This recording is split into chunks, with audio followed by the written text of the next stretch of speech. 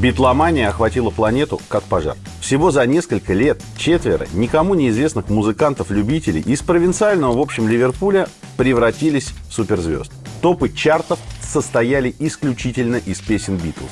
Музыкантам приходилось спасаться от толп обезумевших фанатов. Пластинки покупались на последние деньги, правдами и неправдами выпрошенные у родителей. Девушки на концертах Битлз падали в обморок, а парни поголовно делали себе прическу под Битлов. Когда в 1966 году Джон Леннон в интервью сказал, что Битлз теперь популярнее Иисуса Христа, он, в общем, имел некоторые поводы так думать. Такой стремительный взлет не мог не вызвать вопросов и не породить некоторое количество любопытных конспирологических теорий. Правда ли, что на пластинках Битлов есть скрытые сатанинские послания? Действительно ли Пол Маккартни умер и был заменен двойником при содействии агентов Ми-6? Стояла ли за раскруткой Битлз и сексуальной революции британская королевская семья? Причем здесь эскортница и советский военно-морской атташе? И самое главное, писал ли музыку за Битлз секретный военный институт, разрабатывавший методы манипуляции массовым сознанием? Все это реальные теории, в свое время довольно популярные. Битлз и связанные с ними сюжеты – это альфа и омега музыкальной конспирологии. Давайте попробуем в ней разобраться.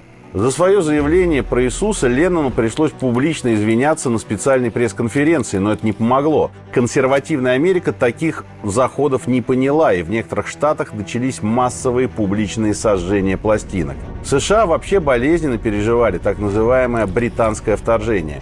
Битлз, Роллинг Стоунс, The Who, Animals и еще десяток британских групп. Они вдруг стали суперпопулярными и супермодными. Подростки, которые их слушали, с точки зрения консервативных американских родителей, начинали вести себя странно. Переставали слушаться старших, не ходили в церковь и танцевали как одержимые. Консерваторы решили, что без вмешательства сатаны и его приспешников-музыкантов тут точно не обошлось. Считалось, что на пластинках есть тайные послания, записанные задом наперед. Самое смешное, что иногда они там реально обнаруживались. Это был достаточно известный к тому моменту прикол. Он назывался бэкмаскинг. Речь на пластинку или магнитофонную ленту можно записать в обратном направлении. Получится бессмысленный набор звуков. Но если кто-то догадается прокрутить запись задом наперед, то услышит связный текст. Вообще, слушать пластинки наоборот еще в 1913 году рекомендовал известный британский оккультист Алистер Кроули в рамках магической практики.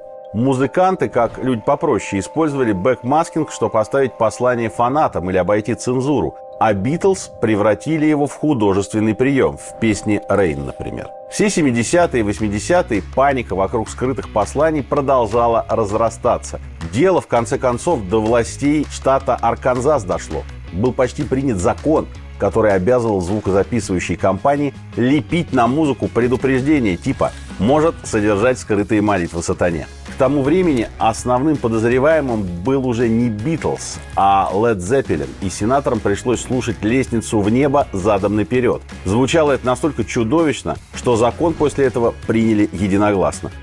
Вето на него в тот момент наложил Билл Клинтон, который был губернатором штата. Именно с бэкмаскингом связана вторая главная конспирологическая теория по поводу Битлз – смерть Пола Маккартни. Это мы думаем, что Пол Маккартни до сих пор жив и даже получил рыцарский титул. А реально, если верить сторонникам этой теории, он погиб в автокатастрофе еще в 1966 и был заменен двойником. Якобы он поругался с другими битлами на записи сержанта Пеппера. В бешенстве умчался куда-то на машине, проехал на красный, и в случившемся столкновении ему оторвало голову. Слух разошелся стремительно. Тем более, что Маккартни как раз стал реже появляться на публике. В 1969-м пресс-служба Битлз была завалена запросами от обеспокоенных фанатов и журналистов. Иногда звонили с радиостанций, с прямого эфира. Доказательства? Утверждал, что их полно. Например, если послушать задом наперед трек Revolution 9, можно услышать, как Леннон говорит «Turn me on, dead man». Если то же самое сделать с треком I'm so tired, будет слышно Paul is dead, man, miss him. А в конце земляничных полей Леннон якобы говорит «Я похоронил Пола».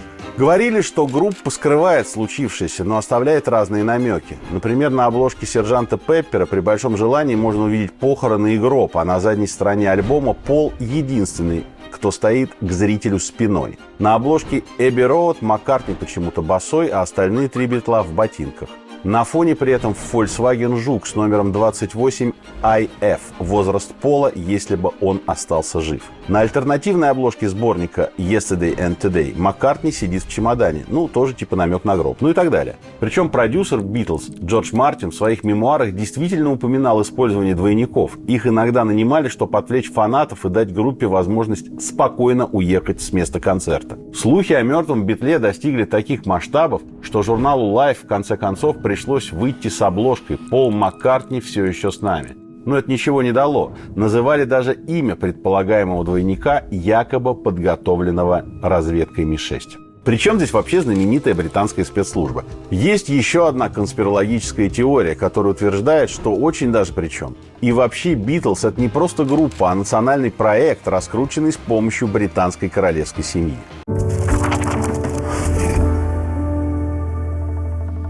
Друзья, очень короткая полезная информация. Это 3-й номер журнала «Чтиво». Мы по ссылке в описании открыли предзаказ, сделали это за месяц, то есть чуть-чуть увеличили срок предзаказа, чтобы все успели предзаказать, потому что было много жалоб, что вы не успеваете.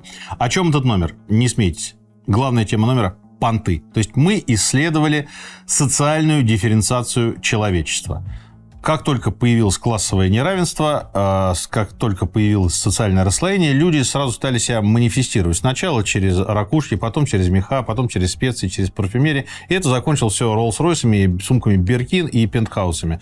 Это главная тема. Глупые человеческие понты, социальное расслоение общества, какие-то философские базовые колонки достаточно серьезные. В общем, номер очень нескучный. И внутри длинное и очень крутое интервью с героем обложки Артемием Лебедевым, который я брал у него на протяжении нескольких часов, и оно получилось такое, в общем, очень откровенное и достаточно крутое. Все, давайте дальше мы будем про тему выпуска говорить. Ссылка внизу, можно предзаказать.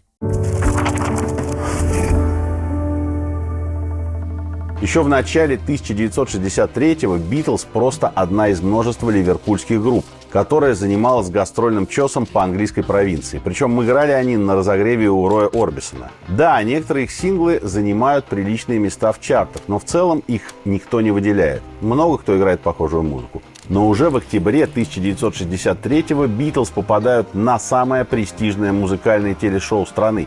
Причем на месте съемок их ждет неизвестно откуда взявшаяся толпа фанатов.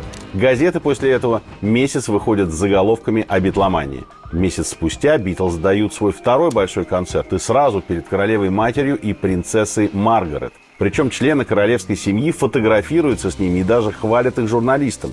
Битлз после этого оказываются на первых полосах всех более-менее крупных газет. А вскоре все четверо получают по медали превосходнейшего ордена Британской империи. Какую еще малоизвестную группу продвигали так стремительно и на таком высоком уровне? Будущий продюсер Битлз Джордж Мартин сначала вообще не хотел их брать. Демозапись ему категорически не понравилась. Но, как утверждается, ему позвонили из руководства музыкальной корпорации EMI и настоятельно рекомендовали взять ребят. Мартин был человек военный, во время Второй мировой дослужился до лейтенанта морской авиации и не привык обсуждать приказы руководства. Надо, значит, надо. Ну а человек, который принес ему демозапись, первый менеджер Битлз Брайан Эпстайн, уже в 1967 году умер странной смертью. Покончил с собой на вершине славы и финансового успеха. Зачем британскому правительству понадобилось продвигать Битлз? Например, чтобы отвлечь общество от громкого политического скандала, так называемого дела Парфюма. Тогда выяснилось, что половина консервативного истеблишмента посещает одного и того же остеопата. Реально остеопат оказался сутенером, который устраивал у себя вечеринки с оргиями и поставлял статусным клиентам проституток. С одной из них застали военного министра Джона Парфюма. И все бы ничего, но выяснилось, что с ней же спит советский военно-морской атташе Евгений Иванов, офицер КГБ. И не только спит, но и получает через нее информацию. Разразился дикий скандал. Посыпалось консервативное правительство, просидевшее у власти 12 лет. В отставку пришлось уйти даже премьер-министру Макмиллану, политическому тяжеловесу. Дело было в 1963-м, и пресса писала обо всем этом по остаточному принципу. Журналистов занимали исключительно Битлз и битломания. Ну, согласитесь, для такого явления, как Битлз, один политический скандал, пусть и крупный, это как-то мало. В конце концов, битлы перекроили молодежную культуру всего мира. После 63-го их популярность только росла и привела к знаменитому британскому вторжению. Да и сама Англия до битлов считалась серой и неинтересной страной, так и не преодолевшей послевоенную нищету, разруху и распад своей империи. Культурное доминирование англичанам вернули именно Битлз. И здесь начинается последняя и самая масштабная конспирологическая теория, связанная с Битлз. Ее сторонники считают, что за битлами стояла целая команда специалистов, композиторов, музыкантов, продюсеров и в первую очередь психологов. Так называемый Тевистокский институт человеческих отношений. Он был основан еще в 1920-х и занимался психиатрическими проблемами ветеранов Первой мировой войны, последствиями контузий и посттравматическим синдромом. Тевистокскую клинику основали настоящие светила. Один из них, например, дружил с Юнгом. Во время Второй мировой институт разрабатывал методики тестирования и отбора офицеров. Ну а после войны получил финансирование от фонда Рокфеллеров и начал консультировать частных клиентов по вопросам общественного мнения. Это по официальной версии. А по конспирологической институт всю дорогу манипулировал массовым сознанием при помощи культуры и медиа. Там якобы собрали лучших специалистов по психологии больших групп людей. И они, в конце концов, придумали британское вторжение, рок-музыку и вообще всю молодежную культуру. Что особенно смешно, песни Битлз приписывают Теодору Адорно, философу и теоретику музыки. Адорно обычно причисляют к так называемой франкфуртской школе, окруженной множеством мифов группе «Новых левых», которые после провала мировой революции решили продвигать марксизм не через политику, а через культуру. Адорно много критиковал поп-музыку как отупляющий ремесленный продукт, сделанный по примитивной формуле. Предполагается, видимо, что он применил все, что ненавидел, на практике, когда создавал Битлз. Его коллеги якобы занимались остальными аспектами, от работы с прессой до подвоза автобусов со знаменитыми визжащими девицами. Обеспокоенные американские родители в этой схеме оказались правы. Получалось, что рок-музыка – это действительно способ вызвать молодежный бунт. Просто виноваты в этом не сатанисты с их скрытыми посланиями, а секретный британский НИИ, который расшатывает американское общество для каких-то своих зловещих целей. И что характерно, делает это успешно. Америка до психоделической революции 60-х и Америка после нее действительно две абсолютно разные страны. Кстати, Битлз довольно много сделали для пропаганды психоделиков. Доказательств махинаций Тевистокского института, правда, никаких нет, кроме, совсем уж притянутых за уши. Например, Битлз действительно распались всего через год после смерти Теодора Адорно. Есть ли во всем этом хотя бы небольшая доля правды? Для примера можно посмотреть на современников Битлз. Например, никто особенно не скрывал, что Rolling Stones задуманы как более бунтарская альтернатива битлам. Есть и более наглядный пример. Во второй половине 60-х все рекорды в чартах била группа The Monkees. Может быть, кто-то знает ее по песне I'm a Believer. По аналогии с битломанией, многие говорили об обезьяномании. The Monkees свои песни не сочиняли и не исполняли. Это вымышленная группа из телесериала. На записях за ее участников играли и пели сессионные музыканты. Концерты проходили под фонограмму. Все это никак не мешало продавать пластинки миллионами. Потому что, чтобы нагнать хайпа или как-то еще манипулировать сознанием масс, реально не нужен никакой заговор. Опытный продюсер справится с этим сам, без помощи сатаны и даже без секретного научного института.